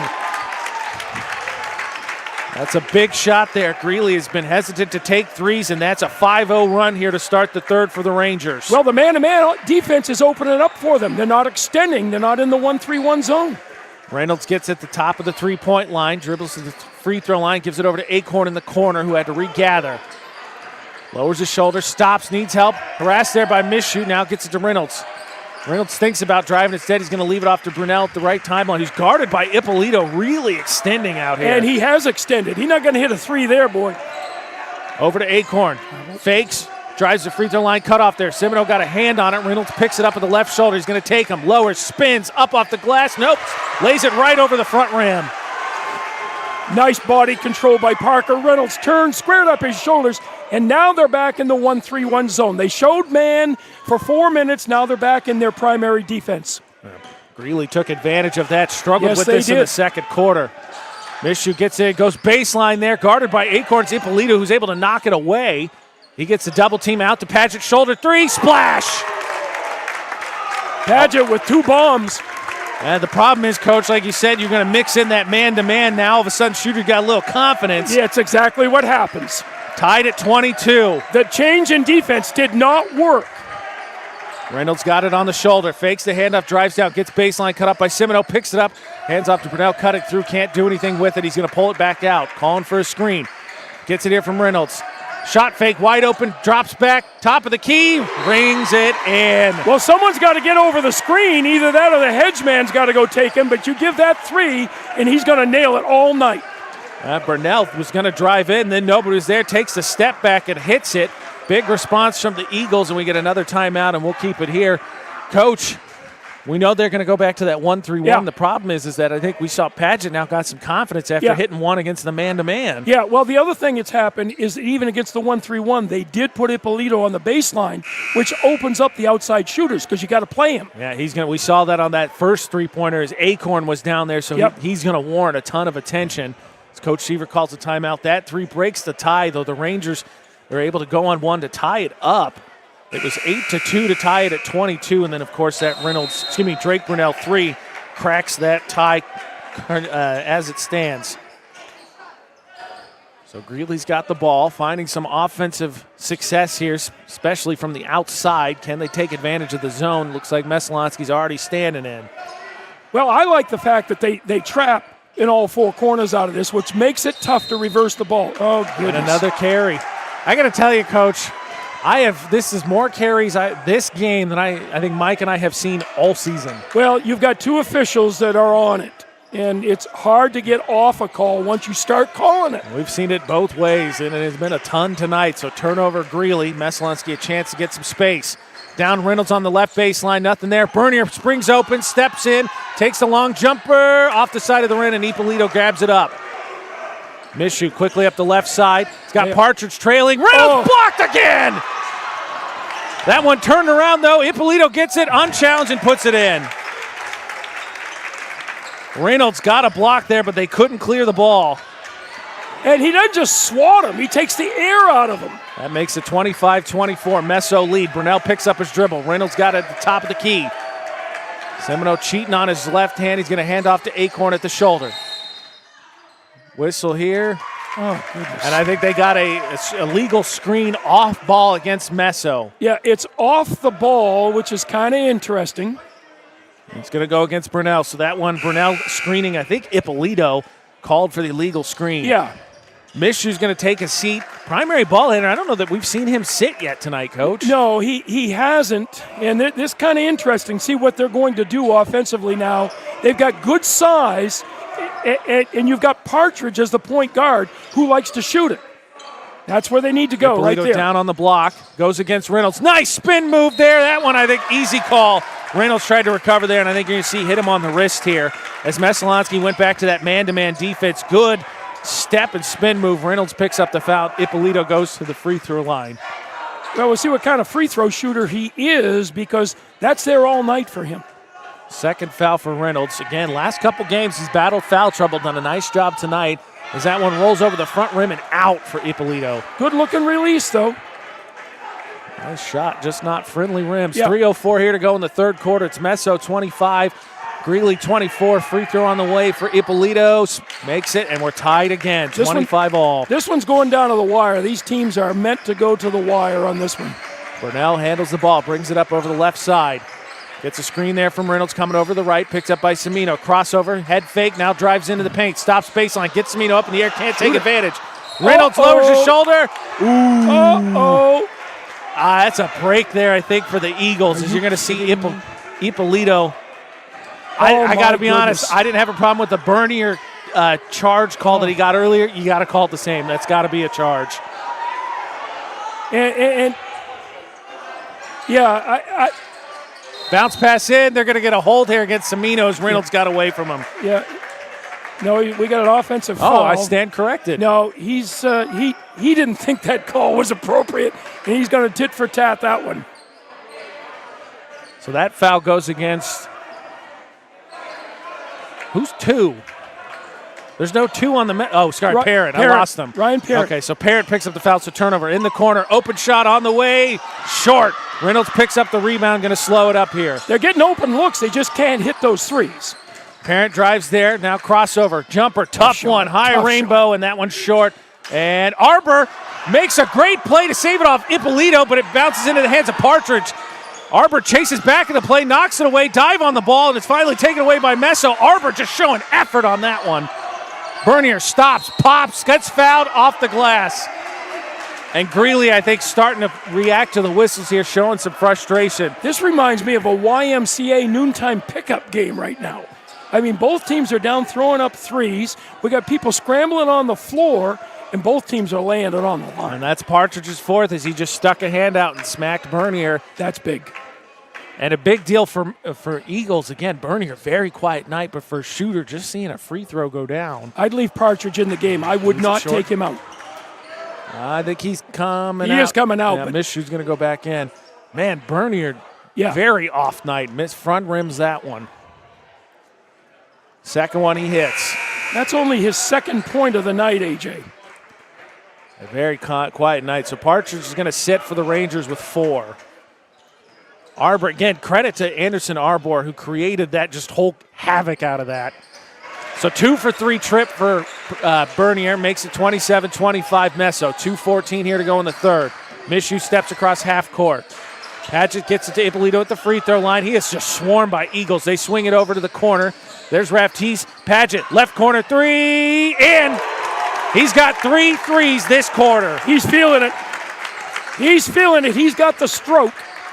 He has been dialed in and absolutely massive for the Rangers here in the third as they take the lead back 28-27. Brunel drives in, stops, free throw line, picks up his dribble. Reynolds has got it right shoulder, guarded by Ippolito. Crossover there, gets in the paint, kicks it to Stone, who just checked in the right corner. He's going to dribble out with it. Gets by his man, gets some space, but Bernier ran right by him, and he travels as he slid. Great defense that time by Raftis. Overextended, got on his right hand and caused the travel. And that, man, Bernier just wrong place, right time. Stone had a lane there. Yeah, he did. And Bernier just cut right in front of him, and that makes him stop. So turnover, Eagles now trailing 1. Ippolito free throw line. Over the corner, now gets it out to Mishu, the shoulder. Raptiste drives that baseline again. Semino over to Padgett, a left shoulder. Semino now left baseline. Spin move there, nothing doing. Padgett drives baseline left side, kicks it out to Semino, nothing doing. Hands off to Mishu. They're playing a weave here on the left side. Now Padgett brings it all the way back out top of the key. Mishu's got some space, drives baseline, cut off there by a double team. He's going to get it back. Left corner, drives baseline against Stone, and they're going to get Stone for a push. Yeah, great offense, great patience, great poise. We're inside a minute, and they're making Messalonskee play all kinds of defense. This is what you want now. Very important. I believe that was foul 5, so that's shots for Mishu. So coming... 5 or 6, AJ? 5? That's 5. Yep. Yeah, so that was foul 5, so again, shots here the rest of the quarter. Mishu rims it in and out. That coach, I think, again, seeing Bernier, Mishu there, who's been the second leading scorer of this Rangers team, just tired legs. It's exactly right. You can't shoot with tired legs. Mishu, that one touches just about every part of the rim. Reynolds picks it up. He wanted the foul against Semino as he shakes his head running down. Stays a 1-point lead, 49 seconds left. Messalonskee trailing. Over to Reynolds, left side shoulder. Sizes up Semino, crossover there, goes up off the glass, and the finger roll counted and one. There's a highlight film right there. Reynolds frustrated on the defensive end. He grabbed the board, crosses over Semino, and basically just dropped that one in the cup. What a take there. Reynolds has been massive tonight with Ty Bernier struggling offensively. Very important. That's Semino's third foul. Boy, when he gets the ball at the high post and has a lane to drive, he's very effective. The crazy thing, too, is Semino's giving him the space if he wants to take the three, and he's just eating up the space. Yeah. Reynolds puts it in, converts the and one, so Messalonskee goes back up 2, 30-28. Messo lead, Greely ball, 35 seconds to go in the third. Reynolds with 12 points now. Axelson checks back in for Semino, who got 3 fouls. Over the corner, Padgett's got it, fires, got it again! You think? He is on fire. That's 4 threes for Padgett in this quarter. He has 4 threes this quarter, and he gives Greely the lead back. Josiah Stone handles here out at the top, 11 seconds. Bernier comes to get it, guarded by Padgett, and they're going to get Padgett for the defense there. Coach Smith wanted that one in an easy call. He did, but I'll tell you, Greely has stepped up their man-to-man defense. They're very intense right now. Now, isn't it amazing how much juice you can find defensively when the ball starts going in the hoop offensively? Isn't it? We saw that with the Eagles in the first half. 31-30, Greely lead. 8 seconds left, Messo ball. Drake's got to get it in, goes to Reynolds, just shy of half court, 6 seconds. He can't pick it up, 5 seconds. Over to Arbor, 3 seconds. He's going to get fouled, and that is going to come before the shot. So that's not shots, so Messo's going to have to inbound the ball again here with 2.3 left. He's giving him 2, which, that was on the drive. Yeah, I'm with you. That is not a shot foul. No. Stand corrected, Coach. That was the 5th foul. We are, okay. Stand corrected. Okay. So that's shots for Arbor, who just sort of willed his way to get to there. And he knocks it down. We're tied again. 31-31. Arbor's going to have a second free throw coming. If he makes this, Greeley's going to have 2.3 seconds to get something going.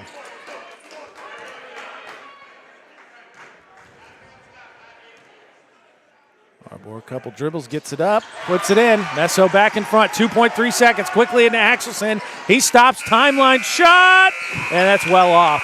So Messalonskee takes the lead back after Paget really gets cooking there in the third quarter. We head to the fourth with just a 1-point Messalonskee lead. It's 32-31 heading to the fourth quarter. You're listening and watching high school sports on The Score. My dad's a real hero. Not like a superhero or anything. More like a regular dad kind of hero. 'Cause every weekend, even when the weather's bad and it's super snowy, he always gets us there safe. They don't know how you do it. All they know is that you care. See Skowhegan Tire Center. They beat any price. Route 201, Skowhegan. Third quarter breakdown on The Score, brought to you by 201 Service in Skowhegan, Maine's trusted towing and recovery partner since 1984. It was 20-14 lead at half. Messalonskee on top. Paget finds the stroke from the three-point line. He hits 4 in the quarter to get the Rangers back into it, but free throws there right before the buzzer gives Messalonskee a 1-point lead as Anderson Arbor hits both of them. AJ, you hit it right on the head. It's so exciting when your defense clicks. and all of a sudden, Greely has newfound energy. They found open shots, and they're back in the game. That is your third quarter breakdown, brought to you by 201 Service in Skowhegan, Maine's trusted towing and recovery partner since 1984. Messalonskee got the ball to start the third quarter. Don't forget, we will be picking our flagship cinemas player of the game, consistent pricing and premium cinema experience after this one, and it's shaping up to be a good one. Drake Brunell handles here, top of the key. Messo up 32-31 with the ball. Brunell drives, free throw line, gathers up, off the glass, left it short. Semino, big, strong board. Great rebound. Paget brings it up. He was the man in the third quarter for the Rangers. Gets a screen there, goes the other way, tries to drop it low to Ippolito. He goes baseline, gets some space from Reynolds, goes high, up off the glass, and puts it in. You can't block his shot. He elevates. He's got great leaping ability. So Messo back in that man-to-man, and Ippolito takes advantage, 33-32. And he's ended up in the low block where he belongs. Reynolds comes to get it, guarded by Ippolito up top, dribbles over to the right, handoff there to Bernier. He's got to chase the ball down after a bump from Mishu. Tries to cross over, spins into the paint, gathers there, loses it, foul. Oh. I'm with you, Coach. Yeah, Raftis got a piece. He's back there protecting the cup. And did they get that on him? Tough to see, kind of a scramble of bodies from our angle. Yeah. They called it on Mishu, actually. I didn't even see him there. Huh. Inbounds here. Reynolds got it on his shoulder. He's had a quiet night, too. Both of the Messalonskee shooters have. Bernier fakes, jab step over to the left, tough jumper, rolls over the front rim, too short. Ippolito gobbles up another rebound. Greely a chance to add to their lead for the first time since the first quarter. Yeah. Paget got a screen from Semino. Top of the screen, he'll take the three, short. That one's saved. No, I thought it was saved initially by Raftis. They said stepped out of bounds. That might have been a bit out of his range right there. He feels it. For Paget, I think, again, he's hit those set shots. That one, a little bit of a heat check. That was off the dribble, and he had to create some space, which is different for him. So Messalonskee a chance again here to get the lead back, trailing by 1. I like the Ippolito-Parker matchup right here. This is a big one. Reynolds head fake is going to dribble over left, handoff there for Parent. Parent crossover, stops, hesitates, gets some space into the paint, bounce pass, Acorn, baseline jumper, good. Let's not forget, Acorn was big in that second quarter run for the Eagles as well. He makes a big jumper there to put the Eagles back up by 1. They needed that. Mishu harassed here by Brunell. That could have been a reach. Paget comes to get it on the shoulder. Gets a screen from Semino. Drives in, cut off there by Parent. Hits Semino on the roll. He has to gather. Should be a foul. And one. I thought that absolutely should be on the deck, but Semino's going to get the chance to go to the line. Well, it was a great pick and roll, and Semino got the ball inside, started to shoot, was hit. But Coach Smith is saying that's not part of his shot. I don't even think technically you could argue Semino had possession. They called it on Acorn. If it was Reynolds, I'd give you the and one. He lost control, then picked it up. As it stands, he's got a chance to convert here. Tries to blank it in. Iplo picks it up, and it's blocked by Reynolds again. Nice. Reynolds with another massive block. Quickly there, Acorn drives, and he gets fouled. And now what is the call? The basket went in. No, I think it rimmed out. Yeah. This one getting scrapyard in a hurry. So Acorn's going to go to the line here. Chance to put them up. Messalonskee up again. That's on Raftees, his third foul. That one rolls over the front and in. Tie game, 35-35. Acorn, Sean, he's been a steadying influence on this team. Yeah, and he was big in that second quarter. It was him and Reynolds. It's been him and Reynolds pretty much the whole night. It has. That one not going to stay down, so we stay tied as Ippolito grabs another board. 35-35. 5:45 to go. Mishu against Drake. Drops off to Pageant's left shoulder. Ippolito pops out. They're going to swing it around to Mishu on the right side. Now coming out to get his Raftees. Ippolito all by himself. He's got that three if he wants it on the left shoulder. And they're letting him say, go ahead, shoot it. Dribbles to the paint. He's cut off there. Now Semino's got it in the left corner. Looking for Mishu. He's going to center back up, back off, and call the offense. He's at the timeline now on the Meso logo as he swings it over. That's Raftees looking down low to Ippolito. Couldn't get it, so they swing it around to Mishu on the right shoulder. Good decision. Now Ippolito, hesitation, pump fake, and that one through the contact. Reynolds got a piece of that one, but Ippolito's still able to muscle it up off the glass and in. He takes the ball up with two hands, and you're going to have to hit him hard to knock that out. 37-35 Rangers.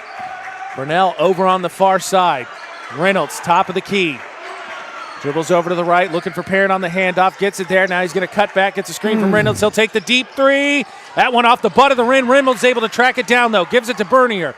Bernier's on the left side. Jab step. Tries to dribble on the right. Keeps his dribble alive. And that one, yeah, contact there. Hate there to be a foul call because I think more than anything, Mishu just lost his footing. Yeah, if anything, that's a no call. Let the play go. I'm with you. And you'll stop that. That's Mishu's fourth. Now, and now checking in, Partridge. He's got 4 for the Rangers. But being able to come back in with Partridge isn't a bad move right now. And I think they're going to put him on Bernier to try and protect Mishu from getting that 5th foul. Brunel baseline, gets it to Parent, open in the corner. That one just short. Brunel has the rebound, and then Partridge knocks it away. Partridge, that could have been 5 right there. Could have been 5. Nobody steps to Ippolito. Dribbles there, lowers the shoulder. Pump fake, knocked away by Reynolds, stolen. Parent on the break, 1-on-2. Fakes the pass, looking for help. Bernier corner, nothing there. Going to get rid of it. Parent will take it from the shoulder. Splash! You know, Parent wanted that one, and he says as we get a timeout, finally.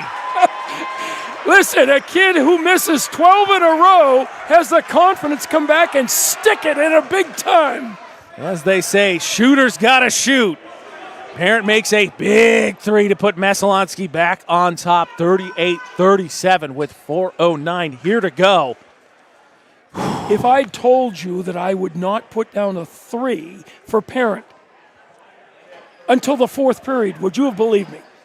No. I'm more surprising would be Bernier, but no, because I know he's going to get him up. Yeah. I know. Again, how many points combined do Parent and Bernier have tonight?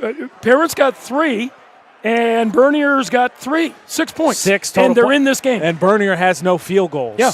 They're all from the free throw line. And they're in this game. And it is all, Messalonskee is in this all because of Parker Reynolds and sophomore Sean Acorn. Well, you credit Greely because they've gotten this game into the kind of game that they like. I agree. It's not pretty, a lot of loose balls, a lot of people on the floor. Game in the 50s, as we called it, would be their play. This is not Messalonskee's game. It has been tight since Greely got some offensive momentum going in that third quarter as both teams have traded this lead back and forth. Ippolito to inbound. Press shown here from Messalonskee. Mishu challenge here by Brunel. Nobody picked up Ippolito, so he'll bring it across half court and hand back off to Mishu. Mishu over to Partridge. Ippolito pops out and they're going to swing it around. Mishu still with it on the right shoulder. Over to Pageant. He's standing on the logo, trying to run some post action. Coach Seaver unhappy. They missed something. Well, Messo's they're in a man-to-man, and this is when they want to try to go to the low block to Ippolito. Raftees handles, dribbles right side, cut off by Bernier, pulls it back out. Ippolito has it. He wants Mishu to get it. Ball denial there by Brunel. Almost need a timeout to get to what are we doing here offensively? Change of play here from Mishu. Mishu against Brunel. Can't get anywhere. Raftees pops out. Ippolito at the timeline. Now Mishu left shoulder. Paget pops out. Had the look for a moment. Now Ippolito right shoulder. And I mean, Reynolds is playing 15 feet off of him. Raftees will take the three. That's off the butt of the rim, and Brunel able to track it down. Good. I'm not certain about that shot, AJ. I don't think it's the one they wanted. Good defense from the Eagles. Brunel dribbles, pounds it into the ground, goes to his left here. Tries to turn here, loses his footing, and there's the bump and the whistle. Raftees cannot believe it. Well, he was bumped all the way, but that's been called. That's been no called at both ends, and I'm surprised it was called there. Brunel just took advantage of the no call here on the other end. Yeah, and you said it, AJ. That's confusing to the players, what's being allowed and what's not. That's Raftees' fourth foul. Inbounds here to Bernier. 2:52 to go. 1 point lead for the Eagles. They've got the ball. Crossover. Bernier free throw line goes around. Partridge up off the glass. He gets bumped. Late foul call. And he's going to shoot 2. Take a look here at the Mid-State Machine instant replay. Partridge just let him go. It's going to be Mishu, and that's going to be 5. Let's say Partridge just let him go, not wanting the 5th. That is Mishu trying to play defense there. That is the 5th one. The coach will use this as a mini timeout. Yeah, they'll let Bernier shoot the free throw. And this, having a player in the huddle is not allowed. That's not allowed. That's a technical foul. That's a technical foul. You can't, as a Messalonskee player, go over and be in their huddle. Drake Brunel pleading his case that it's live action. And we got words exchanged here between these two.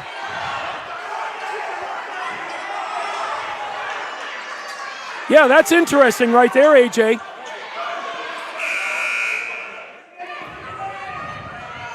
You know, the substitute is now in. You know, that time it takes to get to the substitute in is always a problem. I think that the rules interpretation should look at that. That one rattles everywhere, and then finally down for Bernier to give the Eagles a 2-point lead with the ball coming. Not Bernier's best night, but these are important. We're now going to wander over and see the play again. You can't do that. Bernier hits that one. Hey, look, if I was to tell you that Brunel was an adjutant defensively, would you believe me?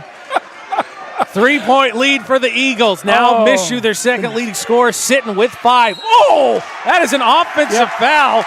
And Padgett's lucky it's not worse. Watch him grab Acorn here. Yeah, this is getting out of hand right now. The officials need to keep this tight. Padgett very, very perturbed. Didn't like that at all. So Messalonskee a chance here to make hay. Messalonskee's got the lead 40-37.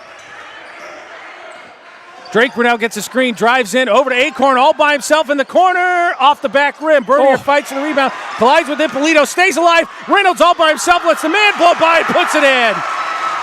Great play. Great composure to find the open man. Reynolds puts it up 5. Ippolito down on the block against Reynolds, spins through him. Reynolds lets him take it. Not trying to draw the foul there, and we will get a timeout as Coach Seaver, I think as much as anything, taking the timeout to let the refs hear it. Well, that and get some calmness back in his players. I mean, it's a one-possession game. 42-39, Ippolito is having his way inside. Reinforce that. Well, what are we going to do defensively? My goodness. Messalonskee will have the ball up 3 with 2:05 after this timeout. Remember, after this, we will, of course, pick our Flagship Cinemas player of the game, and they will be owed a goodie bag as we got to collect them, and we ran out over the holiday season. But in that, of course, the Flagship Cinema ticket, the Score T-shirt from it's Johnson's Athletic Wear, and, of course, it all comes in that Central Maine Community College swag bag. Oh, wow. More than just a community college, over 40 academic degrees and certificates, one of the lowest tuition rates in New England. Just go to cmcc.edu. And we'd also like to thank Computer Improvements. From sales of computers and accessories to service, we are your go-to computer store. And Manchester Motors, your Coyote tractor dealer. We dig dirt. Reset here. 2:05 to go in this one. Messalonskee 42, Greely 39, Mess-O ball. 5 fouls, 5 team fouls for the Rangers, 1 team foul for the Eagles. So free throws the rest of the way. Mishu has already fouled out for Greely. The Eagles can take some time off the clock, 3-point lead. No need to be in a rush here. Don't force anything ugly. Brunell dribbles here, looking for help. Reynolds comes to get it on the right side of the timeline, looking to hand it off to Acorn, who wasn't ready for it. Ball's down, still loose. Partridge picks it up. Turnover, Messo. And that was a set play coming up. Miscommunication there, so now chance to tie it with the 3. Ippolito's got it, swings it over to Partridge in the left corner. Guarded closely there by Parent. That could have been a foul. He gets a step there. Ball's knocked loose. Finds his way to Ippolito. Lowers his shoulder. Up over Reynolds and in. Can't stop him. He's got 17 points. Man-to-man defense. They have not had an answer for him. You can't stop him. He elevates too much. I'll bet he's got a vertical leap of 35 inches. So now it's a 1-point game. 1:15 left. Brunell gets a screen from Reynolds. Free throw line. Corner to Acorn. Pump fake. Goes past a man and lays it in. Fake the pass and completely fake the defender out of his shoes. John Acorn with another big play. Bernier nearly a steal there. As it said, it's going to stay with Greely, but what a shot from Acorn. Momentum back to Messalonskee. Greely needs to find a way to score here. 44-41, 61 seconds left. Padgett's got it in the corner. They're going to go down to Ippolito, but they're going to get Reynolds on a push. Yeah, and you know, that play has been there all night.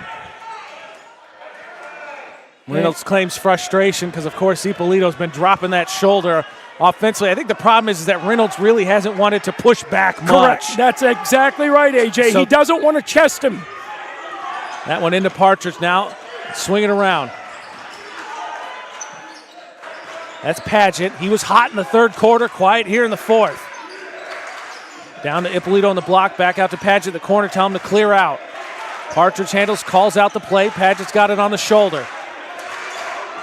A lot of valuable time going off the clock. Yeah, down 3, we're already down to 36 seconds. Partridge has it at the timeline. Axelson throws it to Ippolito cutting, working against Reynolds. He tries to cut, and they're going to get an offensive foul. This might not be good. That pretty poor call in that situation. He didn't even really displace Reynolds. That is a terrible call. Well, Reynolds fell. Reynolds fell backwards and talked the referee into that call. That's a bad call. Of course, and that's a turnover. Ball. That's red ball right there. Nice job by Partridge here. You're going to see Bernier trying to trail back into this one. Partridge gets just enough of it, and that's absolutely right call. Turnover there. You know, it hasn't been a clean game, but it's been a great game. Yes, factual. Partridge to inbound. Ippolito springs out to the left shoulder. 25 seconds, 3-point deficit for Greely. Padgett's got it as he dribbles. Acorn runs over Axelson, and that should be easily a foul on Acorn. Yes. And that's easy call there. Axelson was absolutely set. And we're going to get a timeout here, I believe, by Messo. Now you start talking. You give a layup, but you don't let him shoot a 3. And do not foul, obviously. Do not foul. But give him a layup, give him the 2s, but do not let him shoot the 3s. What a game. 44-41, 20 seconds to go. Greeley's down 3. Greely with the ball. High school sports on the score. Brought to you by Casella Waste for your residential and commercial trash pickup. Whittemore & Sons, your Coyote Tractor dealer, and Assistance Plus, providing home care, behavioral health, and developmental services. Together, we can make a difference. I think with 20 seconds on the clock, Coach Seaver hasn't got time to go to the basket for a 2. He's got to shoot the 3, and if it doesn't go in, you've got to foul immediately. But with 20 seconds left, you've got to create the 3-point shot right now. That's the thing. Again, Greely has struggled shooting the ball tonight. Padgett had a hot third quarter. Took a kind of a heat check here in the fourth and missed everything. I would imagine, traditionally, Coach, I think you'd like to go to Ippolito and kick it out. Messo, though, I would think that timeout situational. Hey, wait, don't collapse. 2's not going to beat us. Yeah, you're going to see a screen, someone coming over the top of the screen for a quick 3. Partridge to inbound. Gets it over to Axelson in the corner. Out to Partridge on the shoulder. Trying to get past there. They get it to Padgett. Collision, and Partridge hits the deck. 13 seconds. Padgett guarded by Acorn. Ippolito drives baseline, lowers the shoulder high off the glass as he absolutely runs over Reynolds. Reynolds is trying to figure out what's the difference between this one and the one before. Good point, AJ. 10 seconds to go, and Ippolito had hoop eyes on that one. Took the ball strong to the basket. There was contact. No call, and it'll be Messalonskee ball with 7.5 seconds left, and ball underneath Greely's basket. We got a timeout here. Gives us a second to check in with Central Maine Motors Auto Group in Waterville, the dealer with no dock fees, where cars and trucks cost you less. Online at cmautogroup.com. This is where you put Ippolito on the ball and you tell him, get called for stepping out of bounds. You know, you cheat on this. When you get out of bounds, you get your hands up and you don't let him throw it deep. And there's got to be a foul on the inbounds pass. So timeout here, chance for it to be drawn up. Coach Smith letting the ref hear it. Not the ref's best night here. Oh, goodness. And Ippolito is on the ball, and he's towers over Sean Acorn. You got to get up in the air. Get up 8 feet, Ippolito. Foul. Quickly get it into Bernier. Bernier tied up on the sideline, easily going to be fouled. Now, Bernier, normally not who you'd want to foul. I think he's missed 2 tonight. Yeah, he has. He's missed 2. So he's 3 for 5. Normally not who you want to foul, but tonight has not been his sharp self. Ippolito picks up the foul, got a little cut, I think, as well. And he'll bandage that up and be good to go.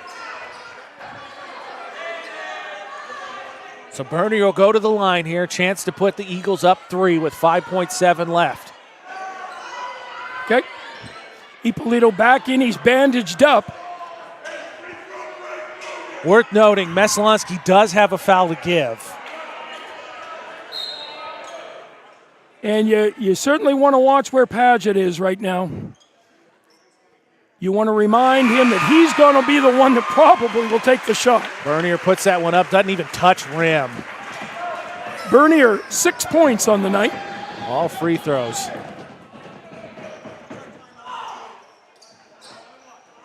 Each coach with a timeout left. So Bernier goes with the second opportunity, chance to go up 3. Bernier sets, releases, in and out. Hurry. Partridge rebound. Hurry. Seaver wanted a timeout immediately. Gets it with 2.8 seconds left. He said he called.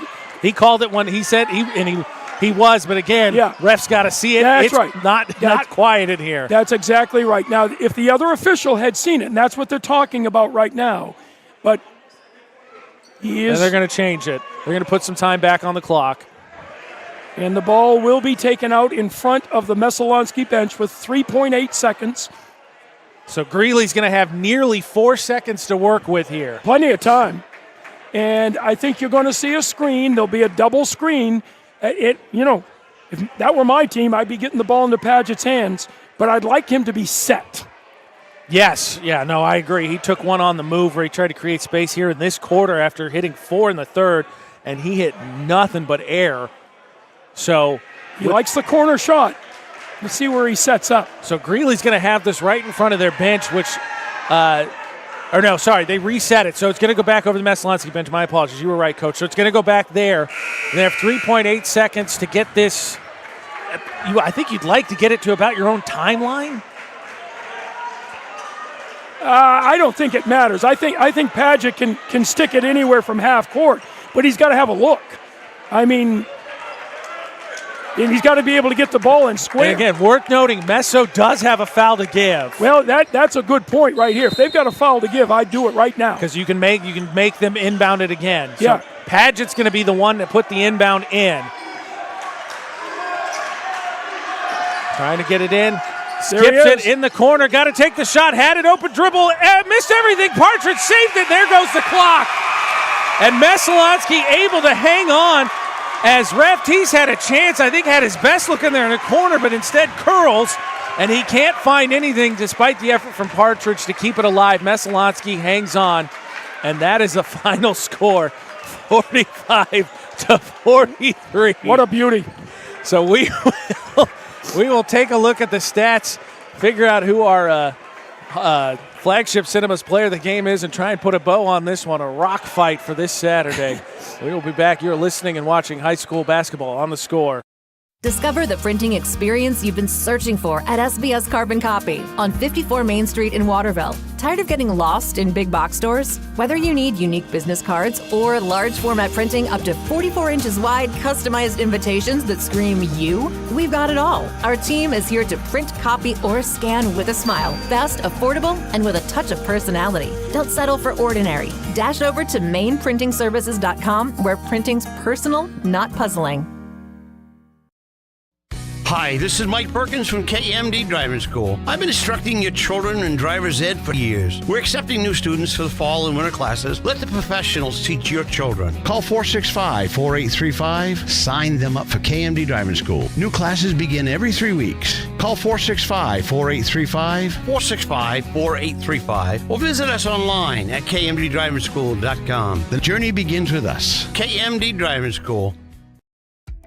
For us, it's a family business that is steeped in tradition. You know, our relationship with Waterville goes back a long ways. Over the years, we've been fortunate enough to grow, and we've been able to grow with the town. We look at the work that we do as something bigger than just the sale of a car or the servicing of an automobile. We're here to be a part of something bigger than just ourselves by giving back to the community with our time and our energy, because it's all about taking care of people.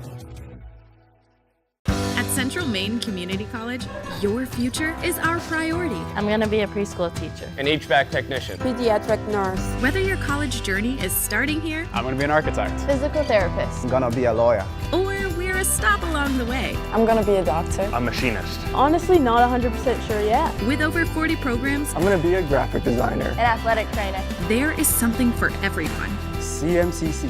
Your future starts here. It's that moment when everything comes to a halt. Mom, is everything okay? It's okay. We can call for some help. And what you need most is someone you can trust. 201 Service, this is Brandon speaking. How can I help you? Hi, yeah, my car just broke down.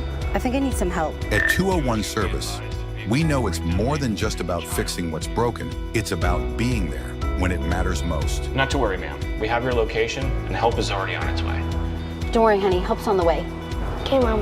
Wherever you are, whatever the time, you can count on us to be there. Because in those uncertain moments, knowing you're not alone makes all the difference. 201 Service, Maine's trusted towing and recovery partner since 1984.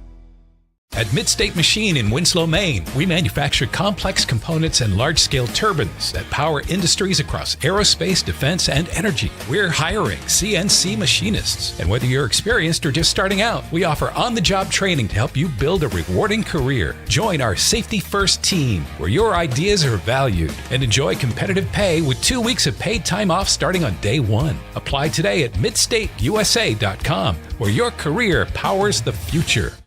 AJ Knight, Coach Coughlin here with you. This one, a good one. Went down to the mid, ugly but good. Yeah.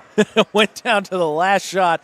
Messalonskee gets the win 45-43. First, though, of course, is our fourth quarter breakdown brought to you by 201 Service in Skowhegan. And really, I think, Coach, came down to both teams played 3 games this week. Looked like it.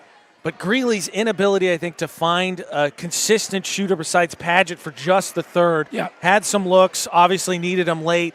Messalonskee, refs, I think, inconsistent tonight. Messalonskee was able to take advantage of that a little bit because Greely really got in foul trouble. But I think you just had one, Ippolito versus Acorn and Reynolds. Paget had a good third quarter, but that just case those two were just a little bit better than Ippolito basically trying to do it himself, and Greely could have found him more. I think that's exactly it. It was tied 35-35 with 5 minutes to go, and it was anybody's ball game. But you said it, AJ. Greely got in foul trouble. They missed some key people in key moments, and they had some people in positions that they wouldn't ordinarily be in, right, and matchups defensively that they wouldn't ordinarily be in. And I think Messalonskee was definitely the better team in the last 5 minutes. Greely's a great team, and they can control the tempo, which they did for probably half of this ball game. But credit Messalonskee and the players that they have. They came out of their shooting funk and found a way to win. Yeah, that's fourth quarter breakdown brought to you by 201 Service in Skowhegan, Maine's trusted towing and recovery partner since 1984. I mean, to your point, Coach, you talked about a lot in pregame. You mentioned it again at halftime. about how Greely was going to want to get this game low scoring. Yeah. They got that. If you're Greely, you're Coach Seaver, and you say Ty Bernier and Ryan Parent combined for, I believe, less than double-digit points, that's a big W for the Rangers defense. But Parker Reynolds and Sean Acorn had just enough. Greely couldn't find Ippolito quite enough and just missed you. Normally their second leading scorer just wasn't able to find his shot, so you really just had that outburst from Pageant. That's about it for their offense. Greely plays a physical game, which most of the Southern A teams do. That's just the way they play defense. They came here tonight, and it was start-stop action because the officials called a lot. Messalonskee could not get into a flow. Right. And that is the reason that this game was closer than it should have been. Messalonskee's a better team, but Greely has the athletes to control the tempo. It was a rock fight for sure. So let's take a look at some numbers here, Coach. What do you got? Well, interesting scoring first of all, for Messalonskee. It was Parker Reynolds who led their scoring with 14 and some big buckets down the lane in key moments. Mike Acorn had 8. Sean Acorn off the bench, he did a great job, finished with 5. Drake Brunel with 5. We've talked about Ty Bernier and Ryan Parent, 6 and 3 respectively. Certainly wasn't their night, but if you can win and not have your top players play well, you've got a good thing going. And Anderson Arbor with 6 for a total of 45. And for Greely, KD Ippolito, we talked about him. He had a great game, great finish. Finished with 19, had 10 points in that pivotal fourth period. Not sure why they didn't go to him earlier. We mentioned it enough, but when they did, he brought him back, finished with 19. The only other double-digit scorer is Andrew Paget with 12, and we saw him have all 12 in the fourth period with his threes. Other than that, there's not much scoring. Rocky Axelson with 3, Owen Partridge with 2, Brogan Raftis with 3, Ethan Mishu with 2, and Lucas Amino with 2. But a great defensive effort for him tonight. He finished with 2 for a total of 43. 45-43, both teams, and we may see him meet again. Yeah, I mean, you mentioned that. I wasn't quite thinking long-term. I think it's a fair point. Again, Class A North is a rock fight. This Greely team has their 5-game winning streak snapped. Messalonskee now won 4 in a row, and they've won the last 3 over this Greely team that was 7-3. Went up to Hampden and won, who was the 2 seed at the time, and then beat a Mount Blue team who's definitely going to be in the top half, I think, of the playoff seedings as well in the North. So a rough, exhausting week for the Eagles, but they come away with 3 huge victories. Yeah, and it's tough. I mean, first of all, it's a Saturday night, which they're not used to playing on either. And those are the types of things for high school kids that throw a monkey wrench. But you're right, 3 games in a week with bus travel and with school and with snow is a hard thing to do. That is true. Everybody had to brave the weather here tonight. We were happy to do it, even though I know forgive me, I'm going to forget her name. She's on our Facebook page. I believe she's the running back Raincourt's mother. But they let me know ahead of time that they were going to be watching down in Aruba, and I let them know ahead of time that I was going to be absolutely jealous of that. But that's why we do what they do. And so after the scoring rundown, and Coach, forgive me, I didn't write them down. I'll have you run through the numbers, but no surprise here. Could have been Coe. I think you could have argued, but our flagship Cinemas player of the game, of course, is Reynolds for Messalonskee. No question. I mean, he did all the big things. He had 5 blocks, which certainly, turned the game around. When Greely was trying to go to the hoop, with him around, they didn't want to go to the hoop. But it was his offensive play, his slanting drives to the hoop from the perimeter, his putbacks, and some big shots down the stretch won the ball game for Messalonskee. And not to mention, too, again, you said Ippolito game-high scorer. How about Reynolds playing defense on him most of the night without getting into foul trouble? Yeah, that's true. He had to play off him a little bit, gave him the outside shot, which Ippolito does not want to take. But most times, he was able to take away his dribble drive to the hoop. Great job by Parker. Parker Reynolds, of course, our flagship Cinemas player of the game, consistent pricing, and a premium cinema experience. We owe him, of course, the super awesome swag bag, which includes the flagship Cinemas ticket. It includes the Central Maine Community College swag bag, the Score Player of the Game t-shirt, and the Score Player of the Game keychain. Might actually be the most coveted of all those things. Central Maine Community College, more than just a community college. Go to cmcc.edu. the lowest tuition rates in New England. Your future starts here. So real quick, before we put a bow on this one, just remind everybody again that centralmainsports.com, 1160thescore.com, that is where you can go, of course, to find our schedule at any point in time. Make sure you're subscribed to our YouTube page as well. But coming up here as we have the Lord's Day off, Sunday off, we'll be back at it Monday up in Madison. Halldale and Madison battle the Bulldogs girls basketball at 6:30. Winslow hosts Oceanside girls basketball Tuesday at 6:30. And then we've got a big hockey game Thursday, Messalonskee at Coney in the Ice Vault. That one is at 8:40. Want to wish Mr. Mike Violet, again, quick recovery for him. Again, not load management. He had his procedure and he's recovering. Saw him tonight. Hope to get him back Monday. Big thanks to Coach Coughlin. Alan on our scoreboard. Ashley on our camera tonight. Big thanks. Couldn't do any of that without them as well. And that's going to do it for this sports weekend. So the final score from Oakland tonight in the nest in a rock fight. Messalonskee hangs on. Messalonskee 45, Greely 43. Have a good weekend, and thanks for listening and watching High School Sports on The Score. You've been listening to a high school sports presentation on The Score, brought to you by these great local sponsors: Central Maine Community College, Central Maine Motors Auto Group, Hammond Lumber Company, Mid-State Machine, 201 Service Skowhegan, Flagship Cinemas, Whittemore & Sons, Somerset Stone and Stove, 201 Tire Battery and Service in Vassalboro, Assistance Plus, Manchester Motors, Casella Waste, Computer Improvements, Height Chevrolet, Connected Credit Union, KVFCU, Skowhegan Savings Bank, Skowhegan Tire Center, KMD Driving School, Kennebec Eye Care, Danforth's Down Home Supermarket, and by SBS Carbon Copy. Keep posted on what's coming up. Live video and audio of girls and boys high school hockey and basketball. All available at centralmainsports.com, 1160thescore.com, and our YouTube channel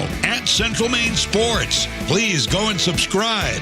The place for local sports is Sports Radio 1160, The Score.